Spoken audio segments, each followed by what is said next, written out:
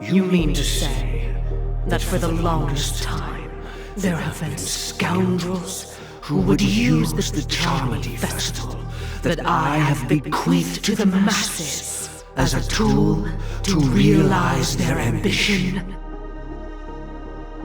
Indeed, Dream Master. Once the Charmony Festival begins, the Stellaron's powers, along with the song, will be broadcast across the entire planet of Penacony. And then everyone in their dreams will be unable to awaken. This is indeed surprising to me.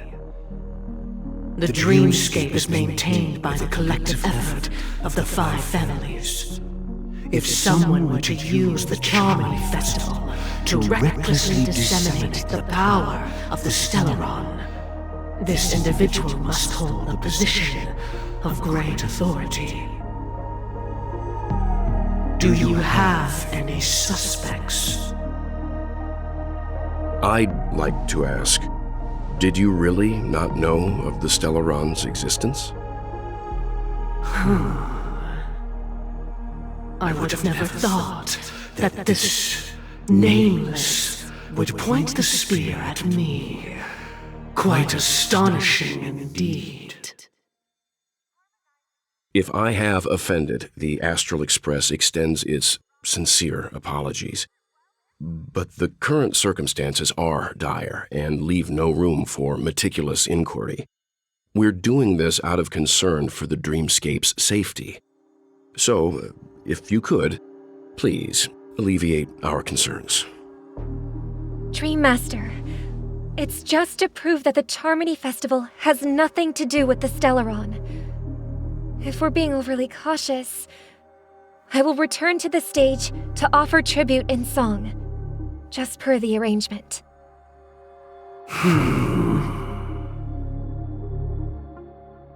Sunday, Robin. I've watched you two grow up, and know your dispositions like the back of my hand.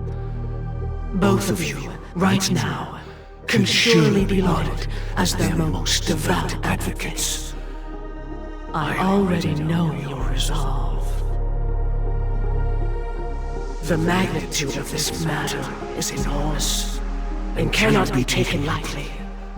Since Mr. Yang has asked with such earnestness, I will personally respond in kind.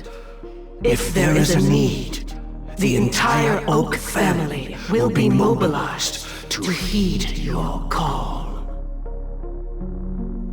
Someday, might I ask you to beseech them to cast their light unto me, and question me in their stead, so that no lies may be concealed?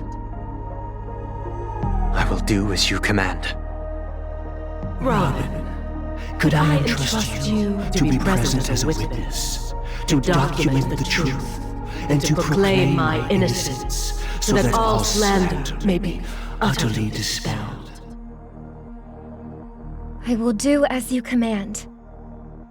May thy will be carried out on earth, just as it is in the heavens. Oh, triple-faced soul, please sear his tongue and palms with a hot iron, so that he will not be able to fabricate lies and make false vows. Let us begin. There is nothing else to prepare. Understood. Question. Have you devoted your life to your god, never worshipping other gods? Naturally. Do you love your god as you do yourself, always heeding their admonishments? Naturally. Have you strayed from the path expected by your god, betraying their name? Never. Have you ever been inordinate with your asks of your god, coveting more than the foundation of the creation itself? Never. Then, a final question.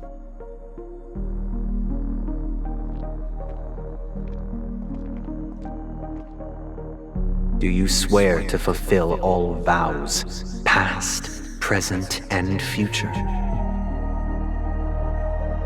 With the Eon as my witness, if I do not deliver on my words, or if I renege on my vows, may I be cursed in accordance with divine law. They have seen your faith, and have endorsed your faith. With this, it can be evidenced... Just a moment. What is it, Mr. Yang? I have another question I hope to have answered. To my understanding, the family's harmony and prosperity have never relied on so-called divine laws. The god you both mentioned, are they truly Xipe? Mr. Yang should know that those belonging to the family toil together as if they were kin, embracing solidarity and unity under their light. All duplicity is laid bare before the harmony. Such a delicate and complex symphony. Which other god could perfectly harmonize this if not for the Great One, Xipe? Perfectly harmonize. Therein lies the problem. It isn't an outsider lurking in the shadows who changed the harmony, but a dissonance that has surreptitiously emerged from within this very symphony itself. In the distant past, there existed an Eon. With one flick of the wrist, they crafted the laws of the cosmos. Their followers formed the Beyond the Sky Choir, spreading solemn and reverent hymns throughout the universe. Later, they fell. The route traversed by this Eon clashed with the harmony, ultimately being absorbed and fused into it. The chorus that once reverberated across worlds fell silent, and when it echoed anew, it was transformed into the hymn of harmony. Though an Eon may perish, paths with no masters still linger. In the all-forgiving harmony, echoes of bygone dissonance may subtly arise. Mr. Yang, being overly astute can be a detriment, especially when you find yourself alone and without allies. So this is how it is. For the sake of our grand cause, Sunday, please afford these two an opportunity to rest. What?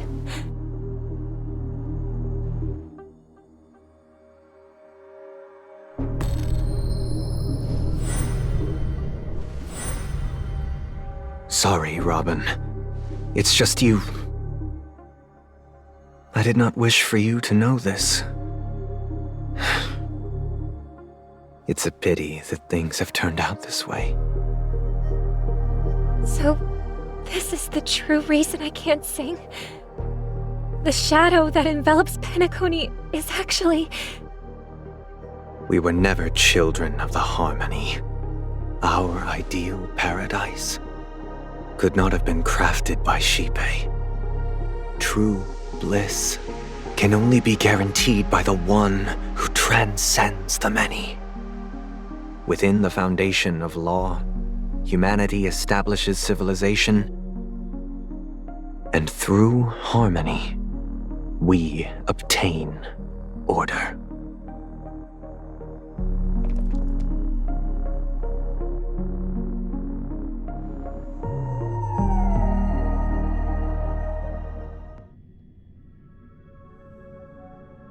Unbelievable. To think that there would be remnants of the Order on Penacony.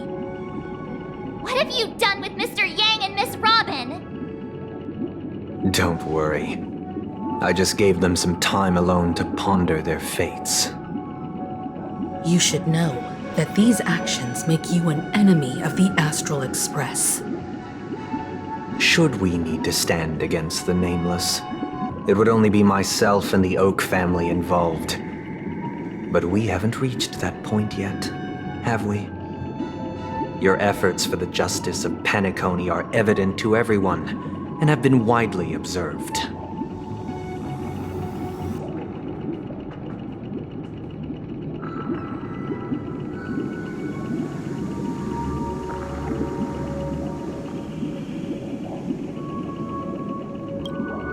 Smart kid. You're just as sharp as the other one. If it is the Order that drove you to imprison Welt and Robin, and you're using them to coerce our compliance, then there'll be no point in entertaining any type of discussion. You're mistaken, Miss Himiko.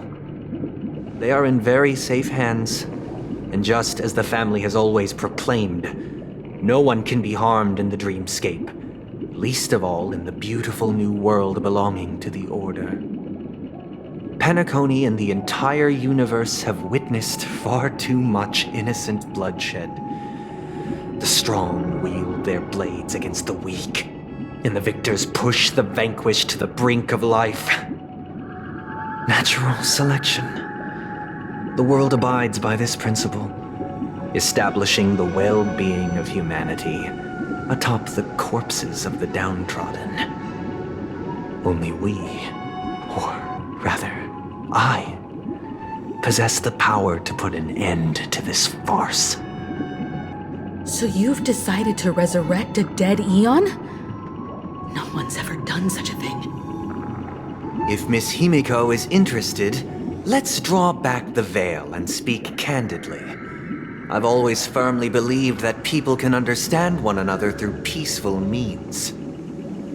I'm willing to divulge the unembellished truth as to the intentions of the Order's Pathstriders, so that you will make better judgment for the Astral Express, for Penacony, and for this stretch of the universe.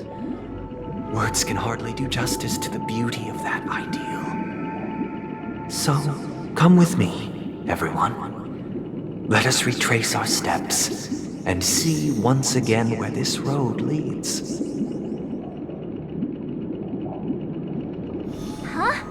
Where'd he go? Welcome. This isn't any location in Penacony's dreamscape. It's my inner world. The reason the scenery before you remains unchanged is because your consciousness has drawn on similar concepts to fill in the gaps.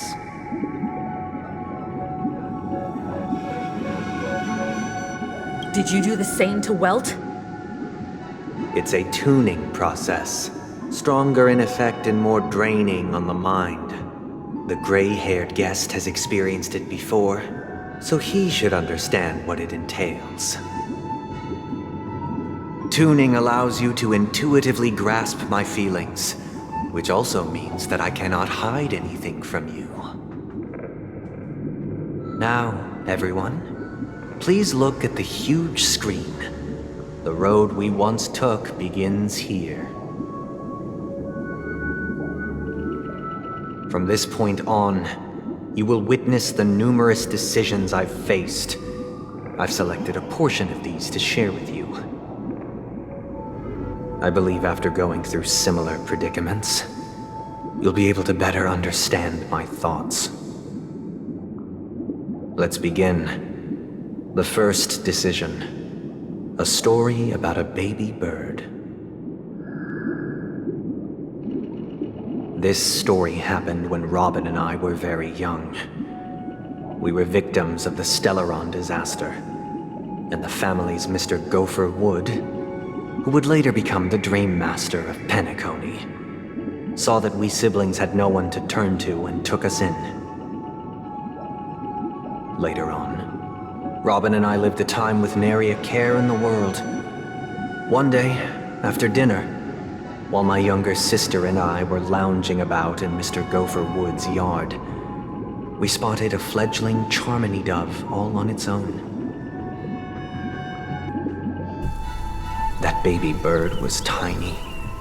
It didn't even have all of its feathers, and it couldn't sing. When we found it, it was already on its last breath, having fallen into a shrub, probably abandoned by its parents.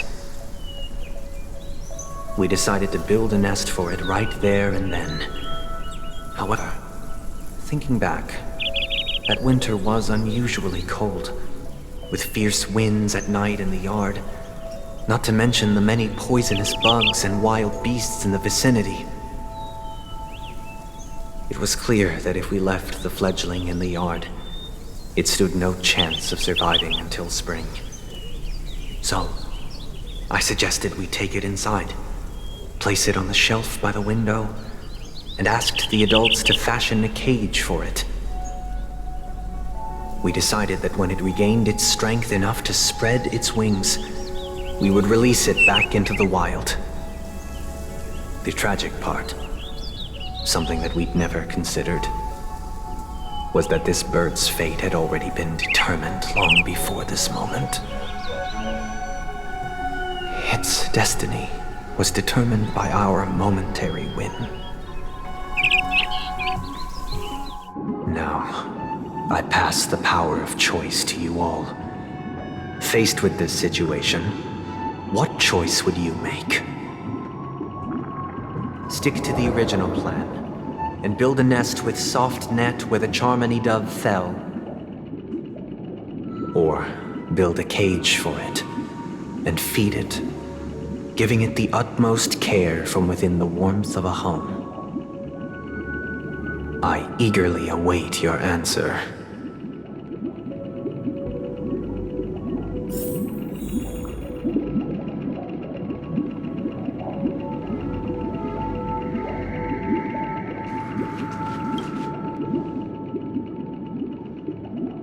It looks like he really has no intention of imprisoning us.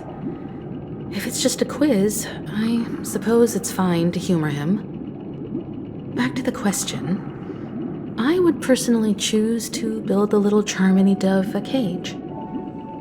No special reason. I do think that a fledgling should have the right to fly into the sky. But if it can't even live to that point, then there's nothing to talk about to begin with.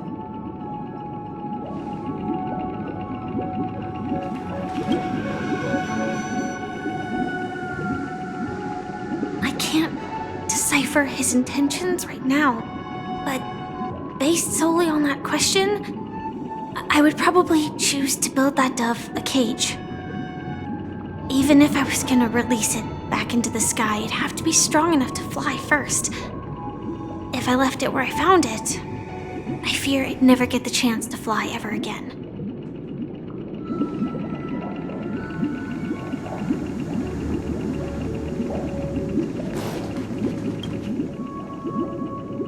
That guy just casually throws this kind of question at us? What exactly is his deal? But fine, I'll answer, I guess. If it were me, I guess I'd choose to build a cage for the little Charmony dove. After all, leaving it there, it's bound to get hurt by wild animals or something. And that'd just be too sad.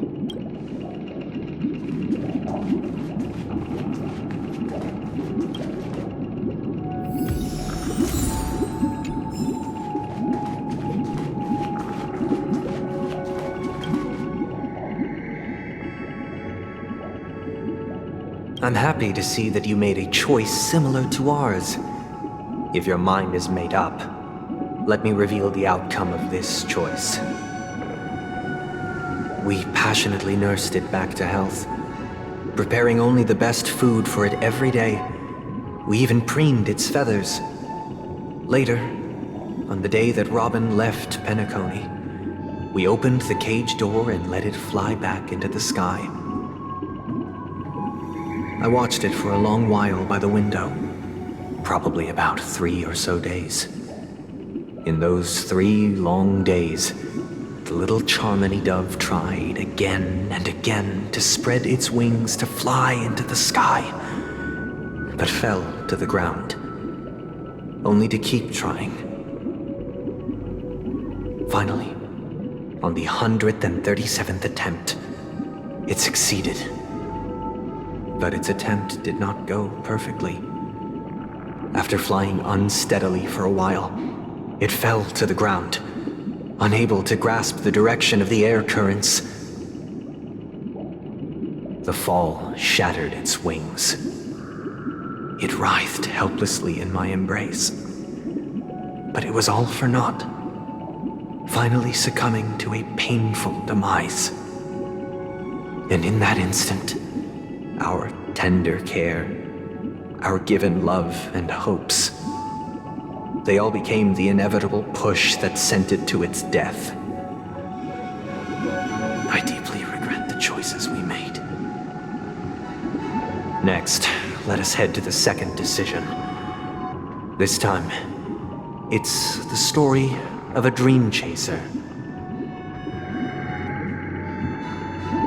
This story happened when I was appointed as Bronze Melodia, a position exclusive to the Oak family, charged with listening to the problems and vexations of dreamscape residents and providing them with the relevant guidance.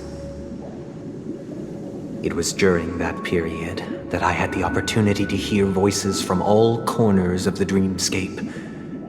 Joy, sorrow, arrogance, regret. The complex tapestry of human nature that formed the world. And I was fortunate to catch a glimpse of it. He was a dream chaser and an illegal stowaway. Just like the rest of them, he came to Penacony in search of a better life, except that, to most people, the price he paid, I suppose you could say it was everything. He told me I sold everything I could at home. The house, the land, even his 2 children. He said he could not afford to raise them, and that at least they could eat if they lived as slaves. He had a plan in place. He would buy back his children once he had made his fortune, and enjoy Penacony's beautiful dream with them. Alas, his plan to smuggle himself was somewhat clumsy, and he was sniffed out by those pig-headed hounds. After hearing the Dream Chaser's story, I immediately appealed to the Bloodhound family to cease their pursuit. That way, at least he could live peacefully. But I was still too naive to the ways of the world. I did not anticipate that what I thought was a kind gesture would later lead to dire consequences. I'll tell you the outcome soon. For now, I'd like you all to make a choice. Will you do as I did and try to convince the Bloodhound family to stop their pursuit so that the Dream Chaser may live peacefully and realize his wishes? Or will you remain silent, leaving him to languish while the hounds are hot on his heels until his inevitable judgment arrives? I look forward to everyone's decisions. Who knows? Perhaps they might even alter the outcome of this tragedy.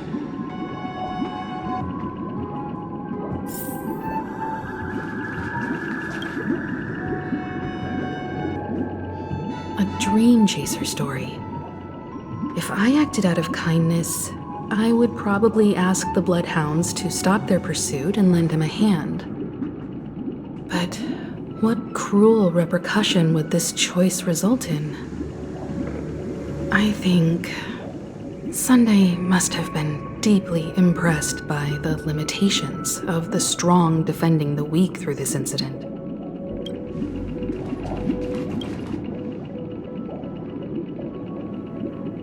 This question... Surely it has some connection to the baby bird story.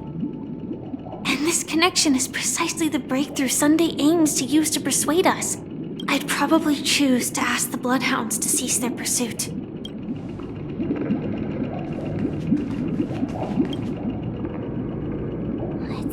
illegal stowaways are really quite common on Penacony. But that guy in the story, I don't think he deserves any sympathy at all.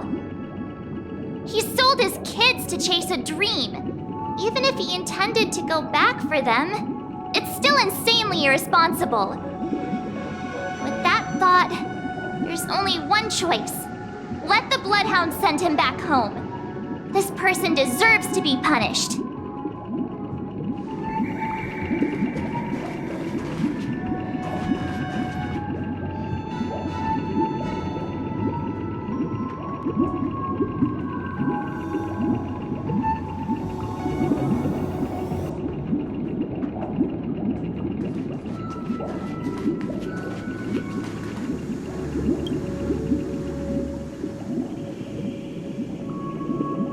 I'm honored to witness you arriving at the same decision. Out of respect, I'll share with you the dire consequences that my choice back then brought about. First, the outcome. He attained major success. After avoiding capture, he ran a business for a few years, very quickly making a name for himself, elevating his status. He might not have become a tycoon like old Audie, but he was considered a character of excellent repute. Now then, did he realize the wish he set out to achieve? No. The last time I saw him was in the real world, where the hounds were going to permanently exile him, and I was the accompanying bronze Melodia. The mission was simple. Listen to the criminal's repentance. He told me the reason he was in this predicament was because he conspired to usurp the head of the Alfalfa family. When I asked him about his 2 children, he instead responded with a question. What children? In the end, my heart aligned with the harmony, and the good deed I dared to undertake held no value, turning instead into a wrongdoing. It created a lamentable oppressor and countless oppressed individuals. As to your choice, I once again offer my heartfelt apologies. Next comes the third and final decision. And the story this time is my own. This story happened the day I was appointed the Oak family head.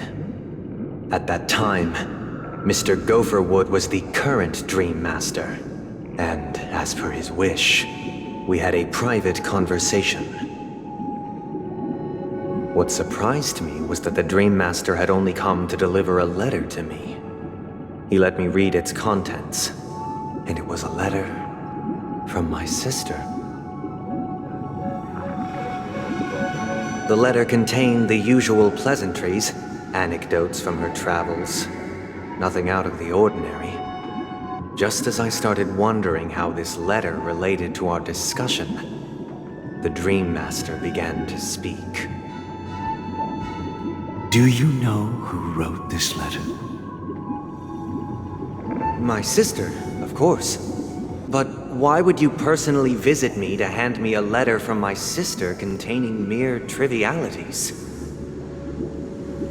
To help you grasp the full scope of this issue. Do you know where Robin is at this moment? From what the letter indicates, she must be in Caspelina 8, correct? She's touring there right now.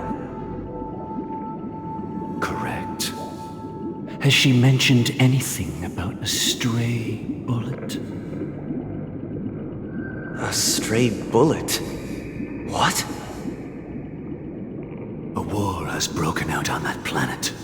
It is because of this very reason that Robin chose this destination. To spread the word of the harmony. And to save the lives of that planet. She personally made for the front lines.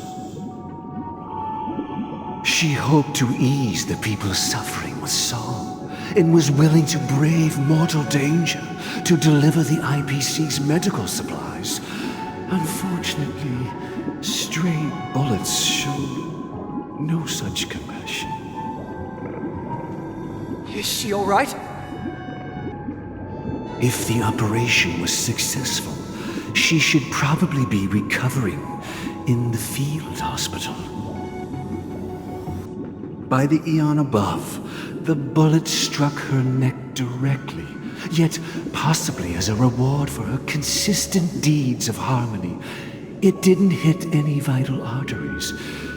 Once you've attended to your outstanding tasks, it'd be advisable to write her back as soon as possible.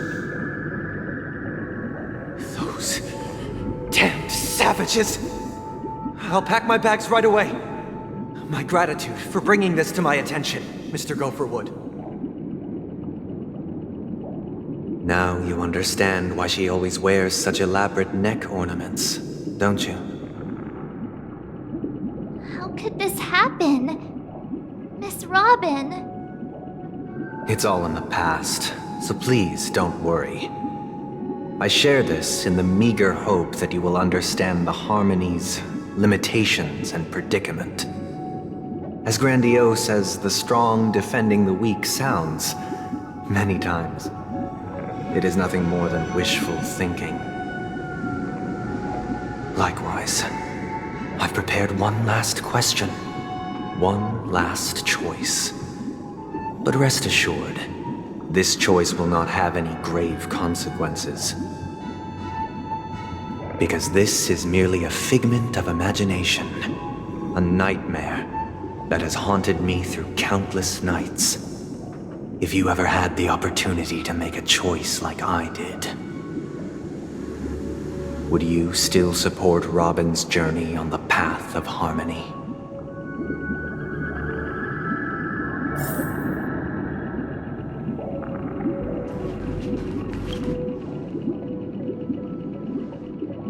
I often feel like I've dreamt of similar scenes on certain nights. In the dream, I see blurry faces. I don't know who they are, but I sympathize with all of them, fighting for survival against some unfathomable force. Their confusion and fear are lucid to me, but I also remember they chose never to give up. Just like Miss Robin. If Mr. Sunday's question leaves you puzzled, you should find the answer from your own experiences. With each trailblaze, dangers and tribulations will surely follow. But would you ever back away? Would you stop March and Don Hung from reaching their next destination? I believe you have an answer of your own in your heart.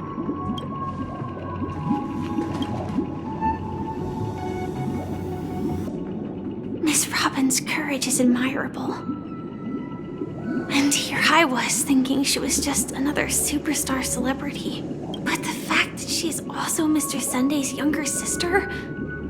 No, I doubt he'd wish harm on his own flesh and blood, no matter how grand the ambition.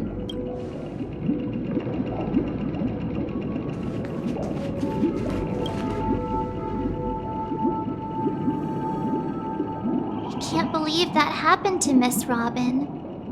The strong defending the weak is a great mantra, but if I had to pay such a price, I don't know what I'd do.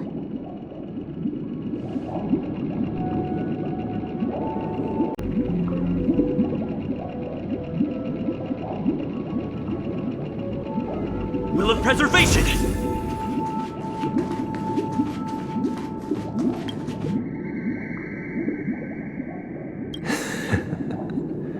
I see. I am now aware of everyone's stances. Raising these questions merely serves to illustrate one point. The plight of Penacony cannot be salvaged by the Harmony. The true foundation for a sweet dream paradise can only be established through the order where the strong govern the weak. I know the suffering of being tormented, the turmoil of losing your way, how sorrow and even despair set in when matters don't work out. All of this causes me unending pain, because this is not what happiness is at all. We must teach the weak how to live a happy life. And this life isn't some noble propriety that the upper crust preaches, but in definitive terms, a way of survival that belongs to everyone. So what is your definition of living a happy life? Good question. Human consciousness is fundamentally an illusion, a cage known as self-worth. People lured in by this illusion make mistakes, yet still ask that external influences bear the burden. When one mistake after the next permeates the masses, they become impossible to trace. Thus, the amassing of these individual cages culminate to form a prison, a place dictated only by the rule of survival of the fittest. Nature is always accompanied by predation and sacrifice. Its antithesis is known as order. That is what I want to do. Unite people's happiness under the banner of order. They won't need to make bitter choices any longer, nor face the weaknesses of humanity. They can cast aside their primal instincts to build a haven for mankind. Simply describing thoughts is far too abstract, so allow me to provide a simple example. As you all may know, there are societal norms like weekends and long weekends that exist on some worlds. During these hard-earned rest days, people are given the chance to extricate themselves from the stresses of everyday life, allowing a certain tranquility to return to their souls. And it is only on these days that people do not have to adhere to the law where the strong prey on the weak. They can live out their lives happily during these brief intermissions. It's just a pity that 2 or 3 days are still too fleeting compared to the span of a lifetime. From where I stand, society's ideal system should be 7 rest days. Following Sunday, there should ensue a second, a third, and indeed an infinite procession of Sundays. This should be the face of the new world. Idyllic, eternal, peaceful days. And thus, every person can return to their base selves in this utopia. Some gaze in reverence at the stars, pouring their whole beings into calculating the distance between us and the isolated world of Pagana. Meanwhile, some seek refuge in quiet corners, holding one another, unencumbered by the chains of unwelcome obligations. There would be no need to bear the hardships of reality. Only in this way can humanity face the inevitable end with the purest of spirit, living a life of dignity. This is what it is to live in bliss. Miss Firefly, you who are stricken with entropy loss syndrome, you of all would surely understand this.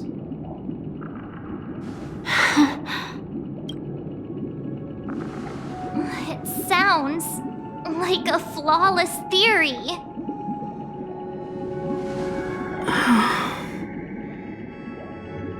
But what is the price to attain all this? The cost is minute, merely a personal and eternal sacrifice. If this paradise is to be maintained for everyone, someone must remain trapped in solitary awakening until the end of the cosmos. Awakening. Which means that this so-called paradise is still a dream. Stepping into this paradise means forsaking reality, correct? It is not forsaking, but transcending. Flesh, blood, sorrow, weakness. If the physical is the root of spiritual suffering, it is only logical that we defeat it. But in this supposed bliss, people won't have defeated their demons. The chance to overcome their tribulations would be forever lost to them. In other words, it is an escape. That's another way of understanding it. But there is no shame in escape. On the contrary, the seeds of escape exist in everyone's hearts. Don't you agree, Miss Firefly? And as to why we sleep, it is because we are afraid to awaken from our dreams. But this is not in conflict with the grand plan. Only in acknowledging this can we truly understand the frailty of human nature, and from there, show compassion and protection.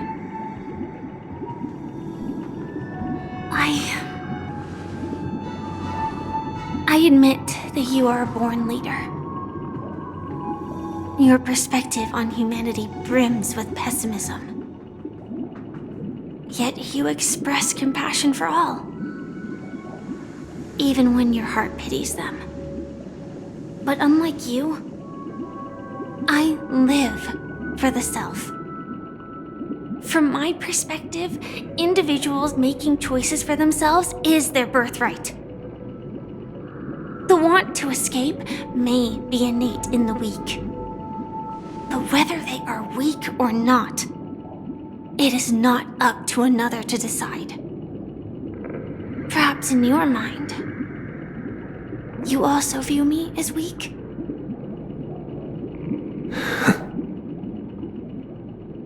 Because I don't think so. Since Miss Firefly has said her piece, the Astral Express will also naturally give you our answer. We'll leave it to you. Just as Mr. McHale instructed before, tell him our choice.